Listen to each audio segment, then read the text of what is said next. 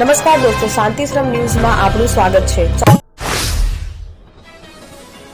પાલનપુરમાં દિવ્યાંગ બાળકો માટે વિશેષ નવરાત્રી મહોત્સવનું આયોજન કરવામાં આવ્યું હતું।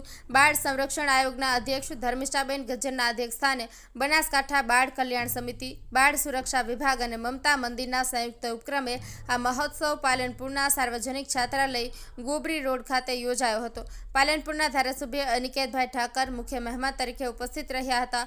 મહાનુભાવોએ દિવ્યાંગ વિદ્યાર્થીઓ સાથે નૃત્ય, ગરબા અને સાંસ્કૃતિક કાર્યક્રમોમાં ભાગ લીધો હતો।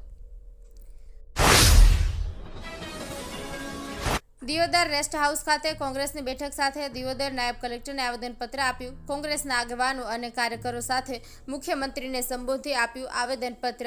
થરાદથી અમદાવાદ સુધીના ભારતમાલા પ્રોજેક્ટ અને મતદાર યાદી સુધારણાને લઈને નાયબ કલેક્ટર દિયોદરને કરી રજૂઆત।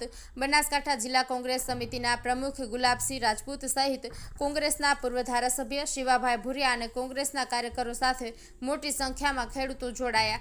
થરાદથી અમદાવાદ સુધીના ભારતમાલા પ્રોજેક્ટમાં ખેડૂતોની જમીન સંપાદનમાં યોગ્ય વળતર આપવાની કરી માંગ। દિયોદર તાલુકામાં અતિભારે વરસાદને લઈને ખેતીના પાકોને નુકસાનનું સર્વે કરવા સાથે યોગ્ય વળતર આપવા માંગ કરી। વરસાદી આપત્તિમાં ખેડૂતો ખેતીના પાક નિષ્ફળતાનું વળતર માંગી અને કોંગ્રેસ દ્વારા દિયોદર વિધાનસભામાં બે જગ્યાએ મતદાર યાદીમાં નામને લઈને સુધારણા કરવાની માંગ કરવામાં આવી છે। आवेदन पत्र कालवा पासों कारण के जे भारतमाला रोड थराद से अमदावाद जोड़तो रोड जाए है एम खेडूतों ने योग्य न्याय मळे एमने पूरेपूरू वळतर कई रीते मळे कारण के 3 ने 4 लाख रुपया जे सरकारे वीघाना जाहिर कर्या छे ई एना करता जे बाजार किंमत छे बाजार किंमतनी 4 गणी किंमत खेडूतने आपवी जोईए एना माटे अमे आज आवेदन पत्र काढ्युं छे। बाकी मतदार यादी में घनी जगह एवी चोरी है कि डबल नॉम से कि थोड़ी हारे जाती हो तो बीजी नाम हो प्योर नाम हो बाबत में लईने अमे वोट चोरी को रीते बंद थाय मतदार साची मतदार यादी बने एना साची लोकशाही टकी रहे एना माटेनी पण अमे आज रजूआत करी है। घनी बधी बाबतो लईने लई अने बधा खेडूतो अने कोंग्रेस कार्यकरो बधाए आज भारतमाला पूरेपूरो खेडूतों नया कई रीते मळे एना बाबत आवेदन पत्र आपवामां आव्युं छे।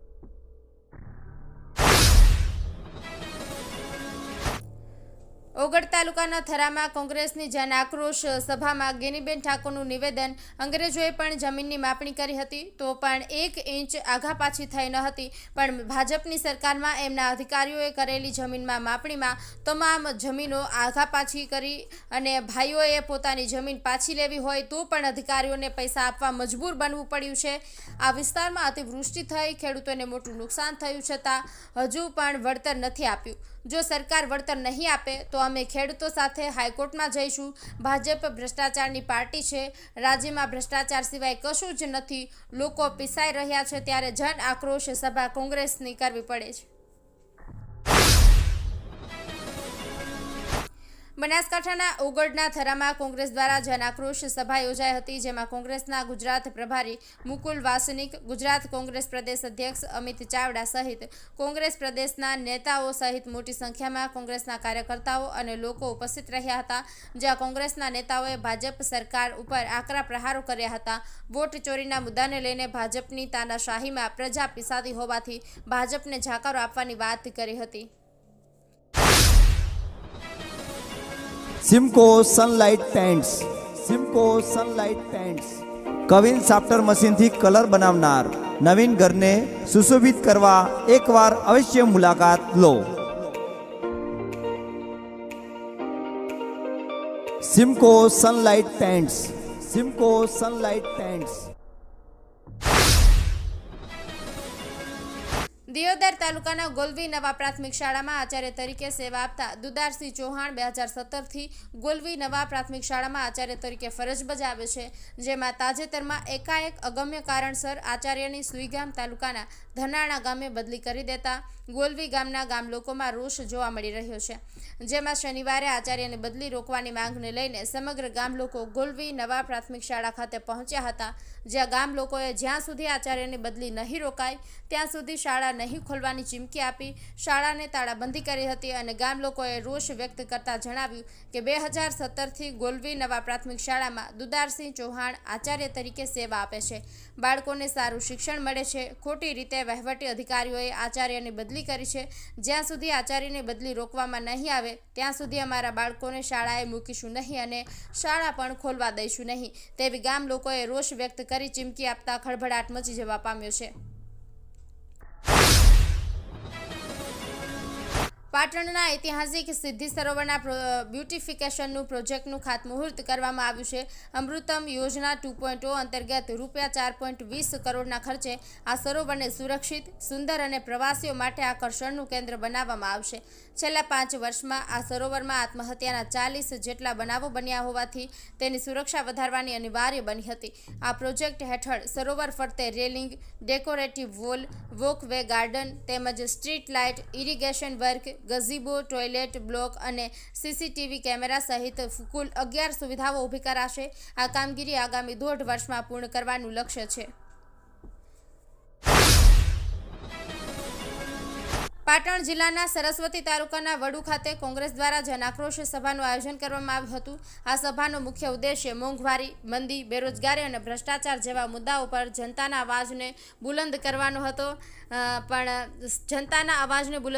હતો. સભા સ્થળે પહોંચતા જ કોંગ્રેસના પ્રદેશ પ્રતિનિધિમંડળ સરઘસ રૂપે સ્વાગત કરવામાં આવ્યું હતું. ઉપસ્થિત મહાનુભાવો દ્વારા દીપ પ્રાગટ્ય કરીને સભાનો પ્રારંભ કરાવ્યો હતો.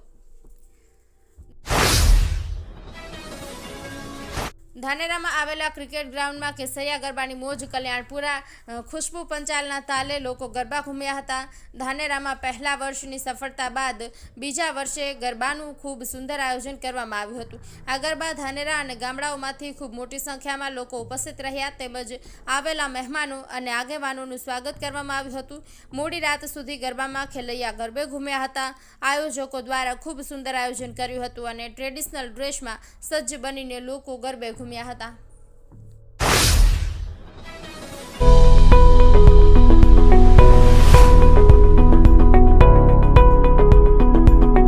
આપ આવો આજે દિયોદરમાં બનાસ ડેરી સંચાલિત ઉમંગ મોલમાં, જ્યાં આપને મળશે બનાસ ઘી, બનાસની ચા, નવરસ તેલ સહિતની જીવન જરૂરિયાત તેમજ કરિયાણું તથા કોસ્મેટિક ચીજ વસ્તુઓ તેમજ પશુઆહાર સામગ્રી મળશે વ્યાજબી દરે. આજે સંપર્ક કરો ઉમંગ મોલ, ખીમાળા બાબર હાઈવે, તિરુપતિ સોસાયટીની સામે, બ્રિજના છેડે.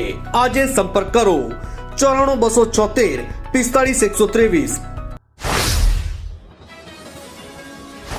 અમદાવાદમાં જાહેર રસ્તાઓ પર ઉત્પાત મચાવવાની ઘટનાઓ ફરી સામે આવી છે. શહેરના સીટીએમ એક્સપ્રેસ હાઈવે પર તાનિયા ટ્રાવેલ્સના કર્મચારીઓએ નવી લક્ઝરી બસ આપવાની ખુશીમાં લોકોના જીવને જોખમમાં મૂકવામાં આવ્યા હતા. આરોપીઓ યશ નંદુરબાર અને જય પંચાલે રસ્તાઓ એક તરફનો ભાગ લક્ઝરી બસ મૂકીને રોકી દીધો હતો. ત્યારબાદ જાહેર રોડ પર ફાયર ગન દ્વારા આડેધડ આતશબાજી કરી હતી, જેના કારણે રાહદારીઓમાં ભયનો માહોલ ફેલાયો હતો. આ સમગ્ર ઘટનાનો વિડીયો વાયરલ થતાં જ આઈ ડિવિઝન ટ્રાફિક પોલીસે તત્કાલિક ગુનો નોંધીને બંને આરોપીઓની ધરપકડ કરી હતી.